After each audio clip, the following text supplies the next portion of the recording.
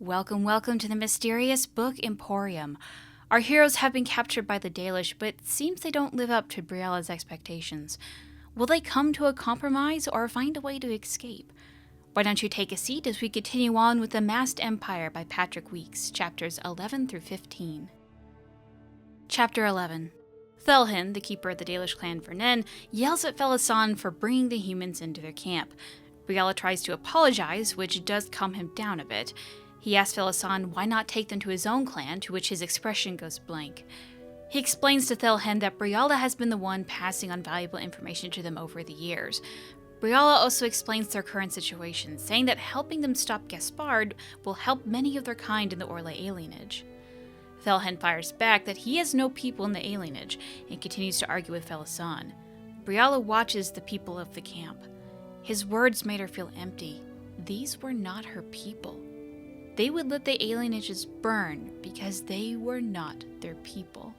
Finally, the keeper agrees to let Briella and Felisan do as they please, but Michelle must be bound. Celine, still unconscious, will be tended to by the clan's first, a young woman still in her teens. Alone with Felisan, Briella asked him a question. "You never told me," she said. "Oh, Briella, by the way, the people you've idolized for most of your life are actually pompous idiots." Felisan shook his head. "Would you have listened?" "Yes." "Would you have heard?" His expression did not change, and he began to walk out through the Aravels. Briella followed him. "They don't care." "They do not." "Well, that's unfair. They care for the past." Felisan pointed at one of the cooks, singing in the elven tongue. She was mixing dough in a cheap tin bowl that had been painted with icons of Soleil's the Hearthkeeper. They care a great deal for it, in fact. They spend their lives searching for old bits to preserve and pass on, the old language, the old empire, the old secrets. But the present? He shrugged. The present is apparently much less exciting. So while we struggled and endure and burn, they dig in old ruins to learn the elven word for diamond? Briella kept her voice low as she looked around the camp. "Midurgan. I helped them." This time her voice broke a little. Briella is angry that these are the people she helped. She's unsure of what to do now, asking if they can go to his clan instead, which he replies that his clan is very far away at the moment. He then suggests that the best thing to do now is wait for Celine to awaken and hope that she'll be able to charm the keeper into helping them. The elven war leader stands over Michelle, who is bound.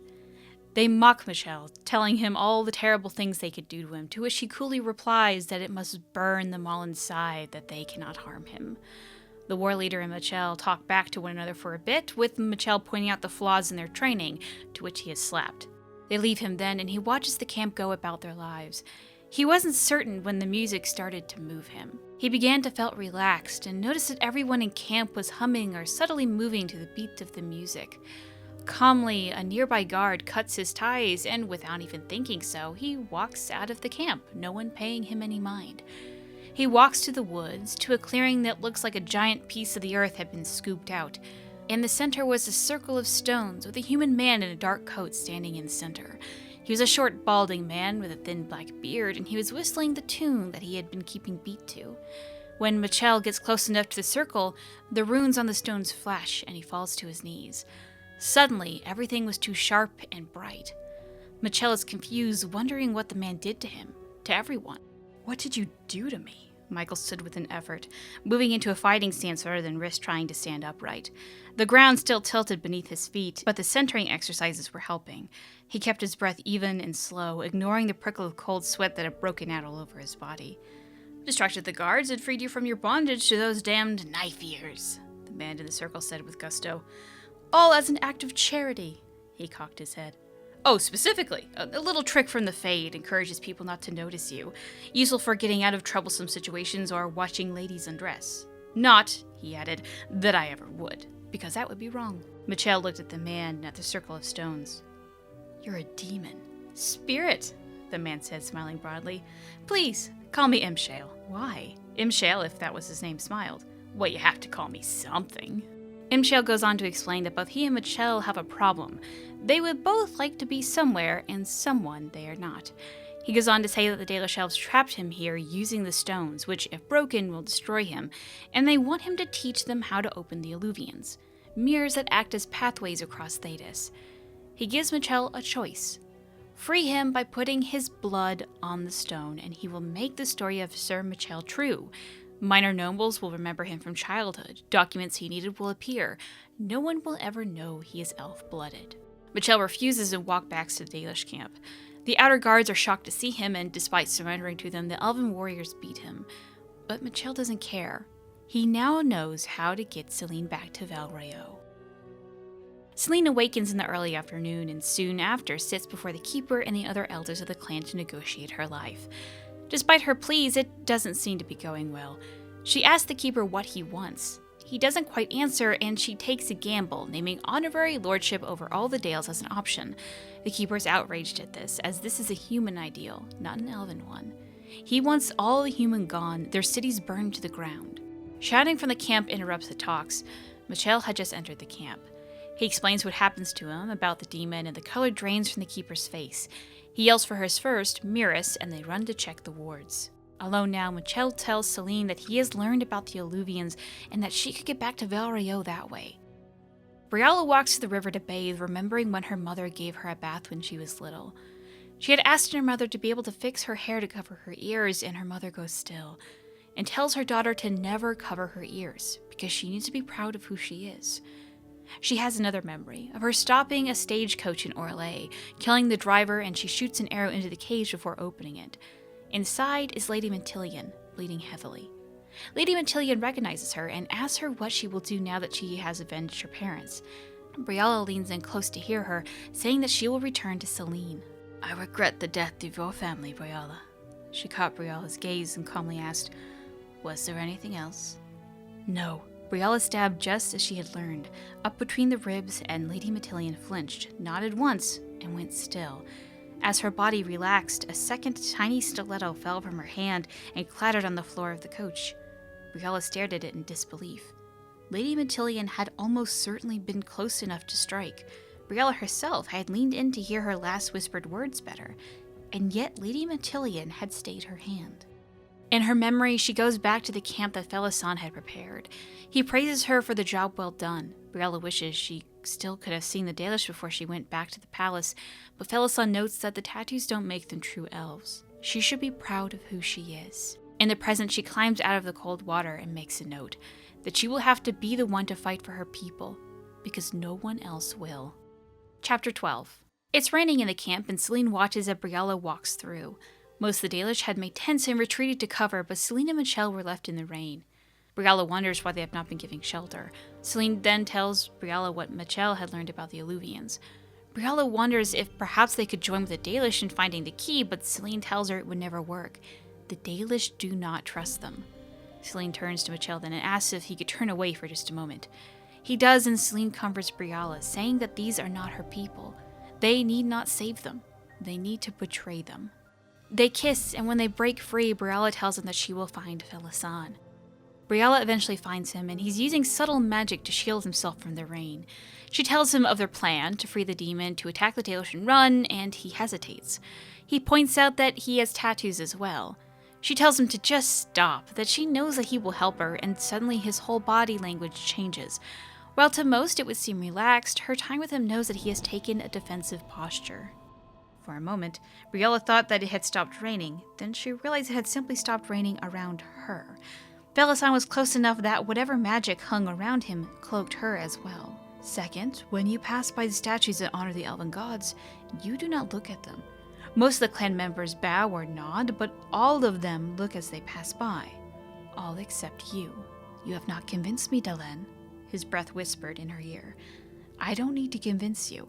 If I take my suspicions to Clan Vernon, will they turn on you? How do Dalish elves deal with spies? In my experience, he said, they spend several years debating. Third, she lifted another finger. You just called the Dalish they, instead of we, as you often do. For a moment there was no sound around her. No rain, no trees rustling in the wind, not even the sound of her own heartbeat. Then Felisan shook his head and laughed. Damn it, I did, didn't I? Briala notes that he shouldn't blame her and that he made her this way, but he refuses that, saying that he only kindled her, that this is her own ability. Your clan knows so much more than this one? Felisan sighed. Sad, isn't it? Sad and more than a little implausible. She cocked her head, deliberately mimicking Felisan's own body language. Are you even Dalish? Felisan stepped forward again until his face was inches from hers, and all she could see were his eyes and the tattoos around them. Do you want to know the answer to that question, Dalen? Or do you want my help? It was still raining on her, and Briella thought that meant she was in no real danger, that Felisan was not preparing his magic to strike her dead if she answered wrong. But it struck her, staring into those eyes, that if anyone could be so controlled, so tightly coiled, as to keep his magical tails in check on the occasion when he was truly ready to kill, it would be her mentor. As if hearing her thoughts, he quietly said, "That wasn't a rhetorical question." She swallowed. "I want your help, Haren." "Good!" And with that, he pulled her into a hug. And with that, they set out. The sun had set, but it still rained. Deosh had given them blankets to shield them from the rain, requested by Briella. Under them, Michel worked under the knots he was bound by. Suddenly, a bolt of lightning hits the ground and elves start to scream as wagons catch on fire. Celine and Michel get up, and he takes down the guards that was watching over them. He yells for Celine to head to the trail and that he will catch up. Michel fights his way to the bag of armor, dons it, and races to catch up. The keeper's first, Miris, finds him along with the elven war leader. They fight with him killing the war leader, but when it comes time to kill the girl, she pleads for her life, saying that she attacked him because her lover was one of the guards that he killed. So he spares her, knocking her out instead. He catches up with the others on the trail to Imshel's circle. Imshel recognizes Felisan and calls him Slow Arrow. The two have a pleasant chat before being interrupted by Michel, who yells out that he will free him for the key to the Illuvians. Imshel smiles and creates a large ruby in his fist, calling it a keystone. He lets them know that it will activate any Illuvian and point them towards a chamber where they can activate all the Illuvians to be opened by a keyword. Michel then smashes the runestones on the ground and the stones shatter like glass. Imshel cries out and falls to his knees, warping and twisting about. Then, Felisan asked if he is quite done, rolling his eyes. Imshel stands up, says that he is, and begins to walk away. Michel is shocked, as that axe should have killed the demon, but turns out that was a lie. Imshel laughs, saying that now Michel led a demon onto the Empire. Felisan asks where the nearest Illuvian is, and Imshel gives him directions. With that, Imshel begins to walk to Deosh camp. While the others are horrified at what they have done, Felisan reminds them that they cannot stop what is happening, so it's best if they get to the Illuvian. Celine picks up the keystone, and they leave. Chapter 13. The group finds the opening that Imshel described would lead to the Illuvian. Celine asks if the Illuvians are safe, to which Felisan replies that they will not be. The Illuvians used to be all over the world, but many were destroyed. Those that are left are likely in tombs and other places hidden away, places that were normally made sure thieves could not loot them. On cue, Brielle lowers herself into the opening and finds pressure plates. She deactivates them and helps the others climb in. Inside is a stairway leading down a long ways. An hour later, they finally reach the bottom in a room filled with tubs. Felisan explains that this was a place where elders were prepared for Uthanara. The group then sleeps for the night. Gaspard questions the report to the scouts, who said that the trees were attacking. He calls for Lien, who explains that it's totally possible and that they are called Sylvans. Ramash questions Gaspard, saying that they should fear the apostate who has never taken her harrowing, but Gaspard dismisses him, as they need her abilities. Eventually, Gaspard and his men take down the Sylvans with the help of Lien. Ramesh saves a man, which gains him some respect in Gaspard's eyes. They continue on the trail, and it isn't long before they find the bodies. The entire Dalish camp has been slaughtered in unnatural ways. Gaspard and his men are taken aback by the monstrosity of it. Even he, who did not respect the elves, think that they did not deserve this fate. Eventually, Ramash spots the body who died of a blade. Signs of Michel. Gaspard shouts to his scouts to track from that spot, but a young woman says that she can help them. It's Amiris, the keeper's first. She asks if they seek Celine. Gaspard confirms and asks what happened. You see, the warrior chose not to kill me when he could have. She raised the hand that didn't hold the staff and pushed back her hair, showing an ugly bruise on the side of her face. That interested the thing that killed my people, and it said that the warrior had insulted it, so it would let me live, that I might guide you to the Illuvians, and gain revenge for my people against the man who destroyed them. She held out her hand, and Gaspard saw that a massive ruby glittered in her palm. It even gave me a way to help you follow them. And what of you, first of Clan Varen? Gaspard asked. It still meant nothing to him, but he had always been good with names. He wishes to follow Celine and kill Sir Michel. That I understand. But what of you?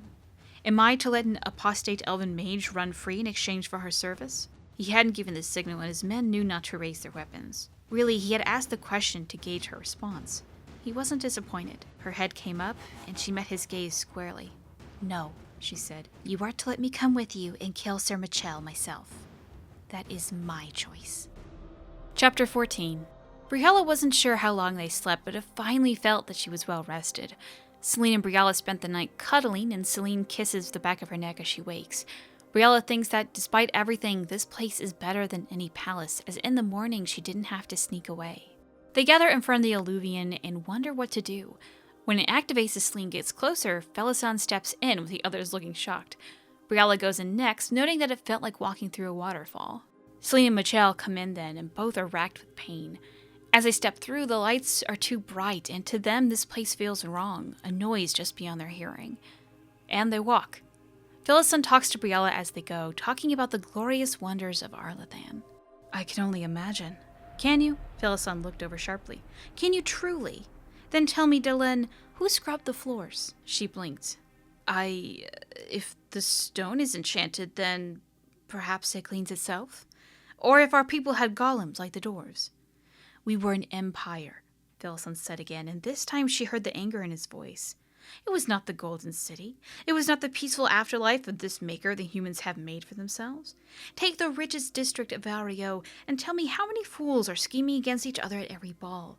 How many servants were flogged for improperly arranging the silverware? We were the nobles. It hit Briella like a blow. She remembers a slow trickle of blood winding towards the spot where she had hidden in the reading room of Celine's childhood estate, where her parents had died on the orders of Lady Matillion. We were everyone. There were no humans, no dwarves, no race but the elves. Every atrocity you seek to avenge for your broken people and their alienages, elven nobles committed upon elven servants. She asks why Felisan is telling her this, and he asked if she believes her people will really be freed by Celine. She says that she does believe it. He then asks, when that happens, who will scrub the floors? Briella tells him that he just doesn't trust her because she is human, but he notes that it's not that. He doesn't trust her because she has successfully ruled an empire, and people like that do not give up power easily. And all of this is too close to what Briella herself was thinking. But she tells him that Celine is different. Behind them, Celine and Michelle are lagging behind, which is surprising to Briella, who didn't think that they were walking at different paces. Celine spots Briella up ahead, and Michelle notes how they smile at each other. Celine catches him and asks why he disapproves. He is hesitant at first, but after she tells him she wants to hear his thoughts, he does so. He's unsure about her being with an elf. How many nobles will side with Gaspard and make the war that much harder on the Empire? And he questions why she must make promises to Briella like any other noble in her empire. Does she really expect Briella to come away from all of this, the land made for elves by elves, and really go back to being her servant? Celine says she does. Michelle thinks back to his own childhood. He and another boy were best friends, always looking out for one another. When a group of older boys were beating his friend, he defended him. But that was the fight that Comte Brevin had witnessed, and when the Comte reached out to him and offered a place to stay, he gave his best friend a small hand wave and never saw him again. He didn't even remember his name. He tells Celine that people do a lot when they see a better life ahead of them. Just then, Briella calls out to them. They had reached the other Alluvian. The room they enter is circular, with a wall of Alluvians on the other side and coffins along the wall. Using the light of the ruby, they begin to determine what Alluvian to follow, and Briella begins to scan the room for traps. Michelle points out the skeletons on the floor, wondering where they came from. They were unarmed and many were holding each other. Felisan notes that they were likely servants. When the Alluvians went dormant, it must have happened in waves. People were running to escape. These elves were trying to find a way out and got stuck in a room with no exits. He taps his finger on the stone next to him, and Michelle takes note of it. It's a familiar rhythm. Briella and Felisan start to get angrier, and suddenly the skeletons come to life, their minds snapped out of the spell. Felisan calls out that he cannot cast magic and fear the veil will break. While they are able to fight back the skeletons, there are so many. Michelle begins to tire, and he thinks back to his old teachers. How ashamed they would be to see him become sloppy like this. His mind drifts to them yelling at him, saying that his sloppy nature will reflect his elven upbringing, and then he begins to shout out, "I am Sir Michel de Chavin," which gives him the motivation to continue on till they are all gone.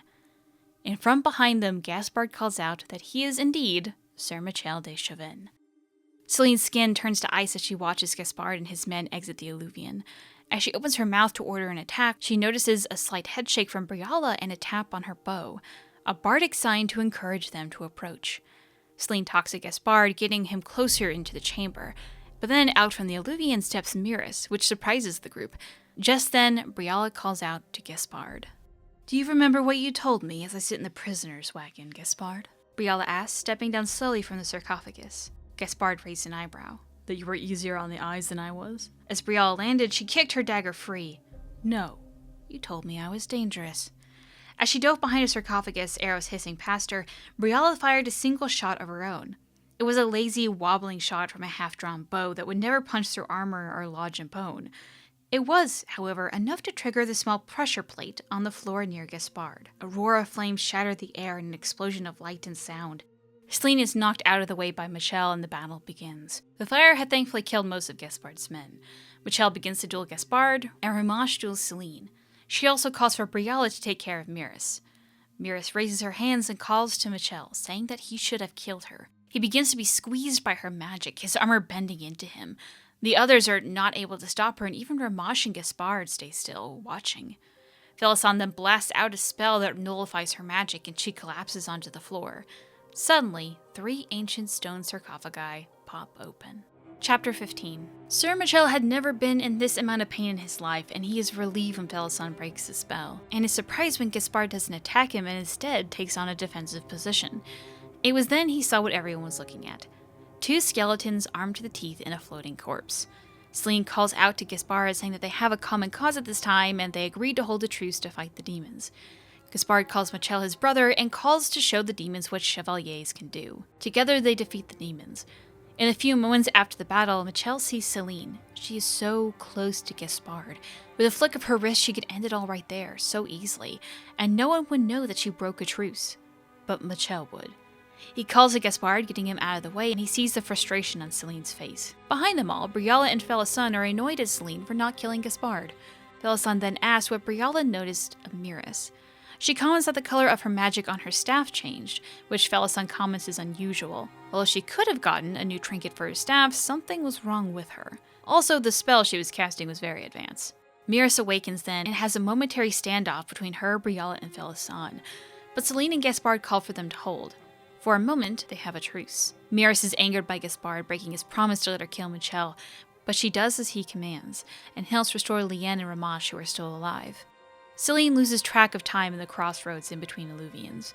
Liane and Ramash stayed in the back of the group, whispering to each other. Celine somehow found it comforting to have simple enemies again. Gaspard and Celine talk then about what a civil war between them would look like. They have made a truce for the moment, and when they activate the Illuvians, they will duel. Winner gets the crown and the Illuvians. Brielle notices that the next few days pass by in a blur. Every night she dreamed of great elven spires, and when she awoke she felt refreshed, while Celine always felt so groggy. Today they come across a room that looked like bedchambers, with a corpse lying neatly in its sheets. Felisson's face twisted in grief, saying how it's just unnecessary. He explains that this was someone in Euthanera. Brielle then notices that their neck had been cut. She wonders if it was out of mercy, but Felisson says that it's more likely for revenge. While this dreamer may have helped the Elven Empire, one elf was selfish, and now they are all in ruin. That night around a campfire and eating magically stored bread from Arlathan, Celine, Gaspard, Michel, and Brielle talk about her wishes for the elven people. In the firelight, Celine can see the elves not being happy with the freedom she gives them. They wanting too much too soon. She sees soldiers having to come in and squash more rebellions. Her empire burning. But the fire was already set. All she could hope for was to control who died in the flames. Discussion. Let's start with something from Anana. Oh god, the Dalish sucks. Now I get why Sarah and Silas are so salty about them. I've never done an Elven playthrough of either Dragon Age Origins or Dragon Age Inquisition, Team Human all the way, so there were always dicks to my characters, but this, wow. It's sad what they think of the city elves. And then another from Flucus. I'm beginning to understand why the ancient elves despise the Dalish, but recruit the city elves. The city elves' plight is more akin to what the ancient elves went through with their submission to nobility of their time and slavery of their own kind, by their own kind. Then destruction by the Veil going up, and the humans, which seem to happen all at the same time. And as Anana and Flucus says, this is likely one of the reasons why Solus is so unimpressed with them in Dragon Age Inquisition. He found the Dalish should not really care for their elven people, but for who is a true elf. The Dalish are gatekeeping the elven race for only those who are true elves, and while this may not be the same for all the clans, pretty much all of the clans we have seen in the series, with maybe Clan Llewellyn being the one who isn't, they all have some elements to this belief. So Imshil is described a bit differently than what we see in Inquisition. He's short and balding with a short beard and has a slight Orlesian accent. The man we see has a full head of hair, has an English accent, and, well, he has stubble, but it's like sad stubble, so maybe that's the same. I mean, I hope not. But despite the differences in appearance, this is one of the few cases I can easily forgive. We see him later possess a body, so it's totally plausible that what we see in Inquisition is a possession, or even he can change his appearance. Although I do think balding Imshale is much more interesting than middle part Imshale, but that's just me. I'm also interested in the fact that he talks about a spell from the Fae that lets people not notice you, as that is very similar to what Cole does, probably the same spell. Also interesting is that it involves music, considering that Cole seems to exude the spell on accident. It's also interesting that what Imshale does he describes as a trick, not one of his powers. So you may be thinking here that, oh, Lady Matillion dies. Well, who the heck is Lady Matillion in the quest Wicked Eyes, Wicked Hearts and Dragon Age Inquisition? I have no answers. I have no idea. I think this was just a mistake. There is no record of there being another Lady Matillion or Lady Matillion being a title rather than a actual person. I do think it is just her actual name. It's not really a title that passes down to who's the best at the game. So either they just kind of forgot that she died or she faked her death, or even it's an imposter pretending to be Lady Matillion, so we don't know what's going on with Lady Matillion. Felison and Imshale have a unique relationship, I guess. The way they interact is almost like co-workers would, light familiarity.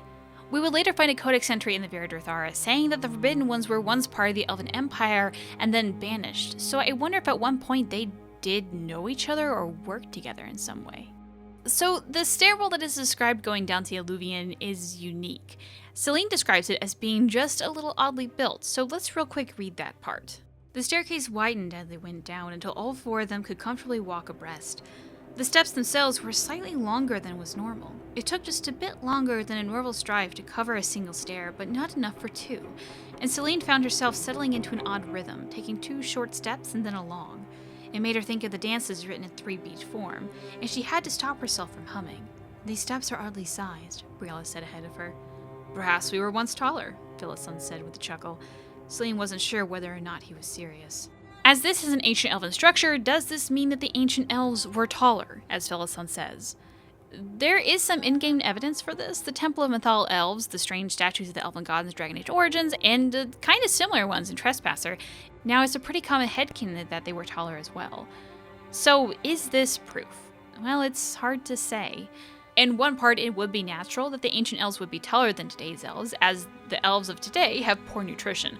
But the skeletons of the elves that they find are described as being much shorter than Michelle, and probably the average elven size. But then, the stairs are made for people who would be much taller than Celine. Overall, it's hard to say what the truth is. As I see it, the likely answer is that elven gods perhaps looked like all these weird creatures as they did in Dragon Age Origins, and the structures were just made to fit them. But even that's just a guess. I don't know what's going on.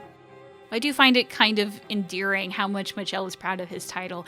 The phrase, "I am Sir Michel de Chavannes," being his go-to catchphrase, it's just a pretty funny mental image. More than once now, he has gained his strength in believing in the lie that he has created. But I honestly can't help but think of Daisy in Mario Kart, whose only voice lines seem to be, "Hi, I'm Daisy." So I guess what I'm saying, Dragon Age Kart, and all Sir Michel can say is, "I am Sir Michel de Chavannes." I cut it out of the summary, but Miris, Briala, and Felison end up arguing a lot over the elves. Miris is particularly vicious in all of this, calling Briala a flat ear a lot. Felison, on the other hand, always takes a more neutral response, but does dig at Miris a lot. There's a lot about Felison in these chapters, and by now you should know that something is up with him. Just to save me a headache, I'm going to forego the spoiler puppy and instead save any talk about him to the last episode. So until then, you should know that Felison is hiding some secrets. And with that, thank you to everyone who submitted entries, and I look forward to what everyone comes up with next. If you have any comments, artwork, or anything else, please send it in. The next section will consist of chapters 16 through the epilogue of Masked Empire, so please send me your things by January 23rd, 2018. I'm also so sorry that this episode is late and just had to get back into my regular schedule, and eventually things will get back to normal. I can't promise that the next episode is going to be exactly on time, but I'm trying. Anyway, either comment below, send me an email at gildathon@gmail.com, tweet at gildathon on Twitter, or PM user Gillanon on Reddit. The rest are all.